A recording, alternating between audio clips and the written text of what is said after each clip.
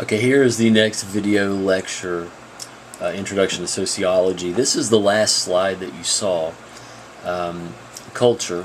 We're talking about how the different social sciences feed into sociology and how sociology borrows from the different social sciences. Psychology is the last of the social sciences that I want to, adjusting my camera here, that I want to talk to you about.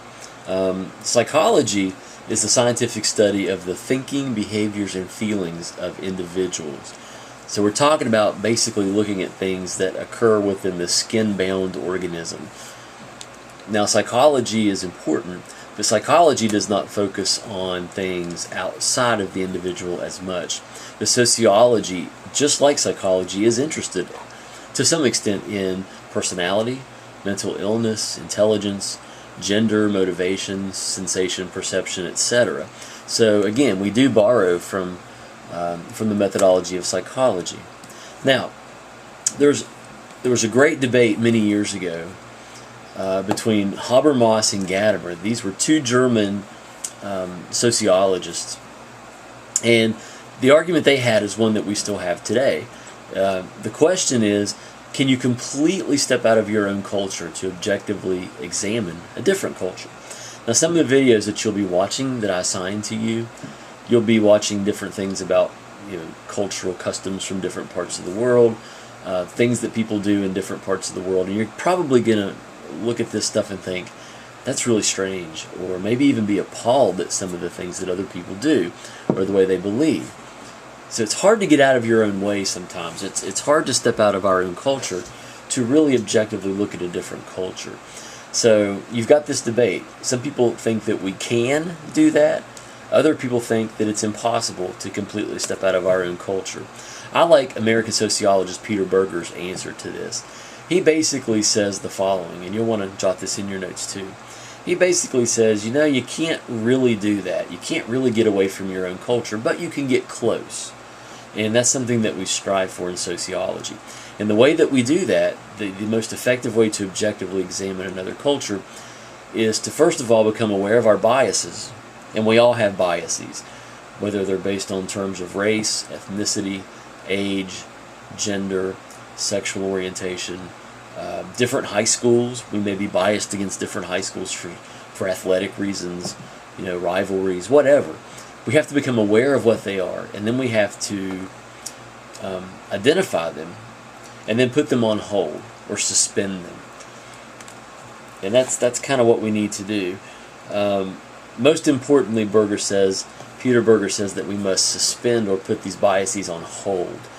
I don't think it's fair to say or to ask anyone to completely eliminate their biases. We can try, and we can get rid of some, but you're probably not always going to get rid of them all. Now, if you want a definition of bias, and for this class you probably do, so I would write this down. I'm still adjusting my camera a bit here. I'm sorry, guys. Bear with me just a bit. There we go. Bias can either be on purpose, which is intentional, or it can be not on purpose. Sometimes we are biased in ways that we don't even realize it. And bias can work either for someone, or it can work against someone or something. We generally think of bias as being the negative, the thing that works against someone, like being racist or being a homophobe or something like that. But it can go the other way. The halo effect, think about an angel. An angel has a halo, right? So that's kind of how that works. Sometimes, if someone creates a really good first impression, that carries a lot of weight. For example, if I walk into class for the first day and I say to you, okay, no tests, no homework, everybody gets free soda and chips every day. That might create a good first impression. I could come in the second day of class and be a total jerk, but you might still give me the benefit of the doubt. Let me give you a better example. How many of you think to yourselves, if you've ever seen someone who you think is attractive, that first impression is probably how they look. If someone is really attractive, do they get away with more? Do you give them the benefit of the doubt more often than you wouldn't? Probably so. This happens in relationships all the time, because the first thing we notice is appearance. If someone is attractive, then they can maybe not be a really nice person, but the fact that they're attractive carries more weight, and it gets them further. Now, the horns effect, think of like a devil and his horns, if you will. This is the opposite of the halo effect. Sometimes a negative first impression is so strong that it outweighs all the positive that comes after that. Let me see if I can give you an example of the horns effect. How many of you have ever had a teacher who maybe the first day of class, and I had a teacher like this, first day of class, she walked in to the room and she was just a total bear. I mean, she was just absolutely mean, overbearing. She threatened to lock us out in the hallway if we were a second late for class. It was a terrible first impression. We went from a class of 40 to about a class of 12 from day 1 to day 2. Now, from the second day of class on, she was wonderful. She was nice. She was sweet. Completely opposite. But that first impression was so negative that even at the end of the semester, we were still like waiting for her to do something awful because it was just so bad. So those are two different ways, the halo and the horns effect, where bias can either work for or against someone or something. Now, changing topics again here. There are two types of sociology, and I think these are mentioned in your book, but you're definitely going to want to have these written down here in your notes. The first one is structural sociology. The second is interactional. And I'll have some examples of each, but I want to start with structural. First of all, structural sociology is a type where the focus is upon the group. So we're going to focus on the group. Interactional sociology, it's still sociology, but our focus is more on the individual. So all we're doing is we're shifting our lens, we're shifting our focus from one to the other. And I'll give you some examples.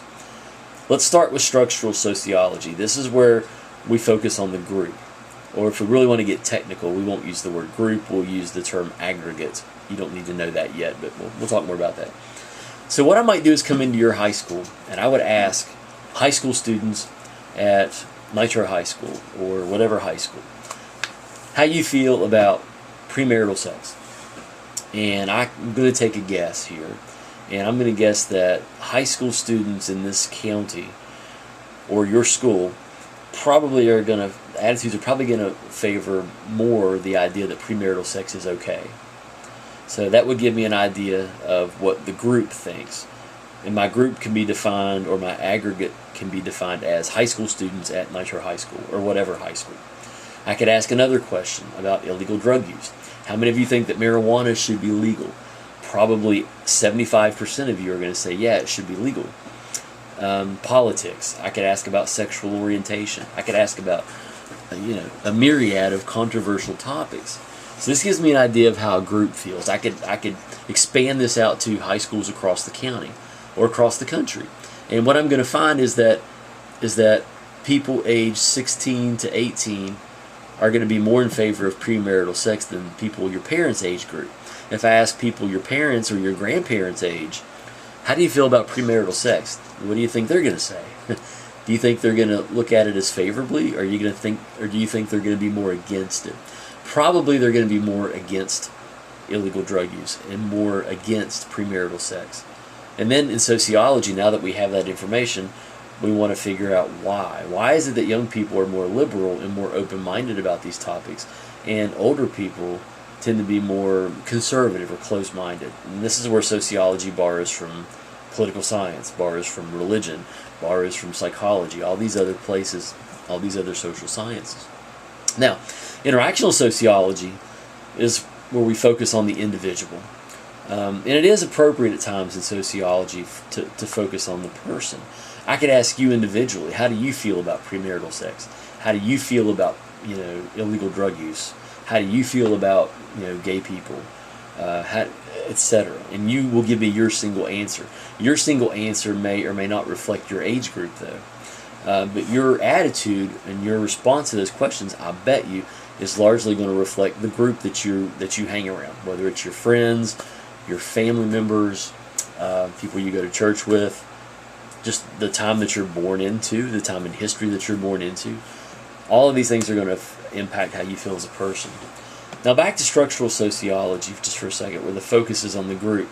One of the first studies of structural sociology, Theodore Newcomb, he did a study on reference groups. A reference group, by definition, you want to write this down, is a group of people who we identify with the most and aspire to be like the most. Again, a group of people that we identify with the most and aspire to be like the most. When we're young children, we aspire to be like our parents. research shows that the attitudes of young children aged 3, 4, 5, and 6, 99, I'm making up 99%, but most of the time will mirror the attitudes of their parents. If parents are liberal, the young children tend to be liberal. If parents are conservative, young children tend to be conservative. If parents are racist, their very young children also tend to be racist, so for better or for worse. Now, when you get into middle school years, into the high school years, the reference group starts to shift. People your age in high schools you start to identify with your age-appropriate peers and not so much with your parents. So he did a study at Bennington College. Basically, what he found was that incoming freshmen were very conservative. This was in the beginning of the 1940s. Very conservative because their parents were conservative. By the time this same group had gone through 4 years of college and were seniors, they were very liberal because the senior class was liberal, so they aspired to be more like their age-appropriate peers. So reference groups can shift and change. Same thing with religion, if you want to look at it this way. It's interesting to look at the differences between Catholics and Baptists. We're not saying one is better than the other, just different ways of observing faith and worshiping, if you will. As I adjust my camera one more time here. Okay. Here's what we know. Statistically, Baptists, they tend to make less money. They come from lower socioeconomic status backgrounds. They actually give more money to the church based on their income, and they tend to be pretty conservative with their political ideology. Catholics, on the other hand, tend to make more money. They tend to come from higher socioeconomic status backgrounds. They give money to the church, but not as much as Baptists per ratio to their income, and they tend to be a lot more liberal with their political ideology. So who's right and who's wrong? Well, nobody's right and nobody's wrong. These are just different ways of perceiving and understanding the world and believing. But a lot of this has to do with the group. If you focus on the group that you're around, Baptists are around other Baptists as young children into adulthood. So they tend to mimic the ideas and the values of other Baptists. Same with Catholics. We could look at it in terms of music as well. Why is it that largely African Americans prefer blues and R&B as a genre over whites and Hispanics? We know that seniors and young children are much less likely to prefer this kind of music than baby boomers, which would be my parents' generation, or Generation Xers, which is actually my generation, and I'm in my early 40s. Classic rock, 52% of white people like it. Only 29% of minorities like it. So why? Well, most classic rock bands are white, for one. Another way to look at structural sociology, country music. Almost half of white people prefer this over all other genres. Under 20% of minorities like country music. So why is that? Well, country music speaks to a lot of ideas, ideals, and values that are largely, Caucasian and rural, if you think about it. So it just kind of makes sense. Also, we could look at it in terms of education. The more education one has, the less likely one is to like country music and vice versa. So is that to say that stupid people like country music? No. It's just these are correlations that we can look at, though, and it just raises questions for sociologists to think about and to try to tackle. Rap and hip-hop obviously is most popular among minorities, less popular among whites or Caucasians. The more education you have, the less likely you are to like rap and hip-hop, and vice versa. Another way to look at structural sociology in music, heavy metal. Generation X, that's my generation, and net kids, that would be you. Your age group are more prone to like heavy metal than your grandparents' generation, for example. Gospel music. We could look at structural sociology in terms of gender or sex, if you will. 33% of women like it, 21% of men. Older people like it way more than younger people. Jazz music. Minorities prefer it over whites. The more education you have, the more likely you are to like jazz music and vice versa. We'll go ahead and call that the end. I know I kind of skipped it. We'll go ahead and call that the end of this part. Thanks.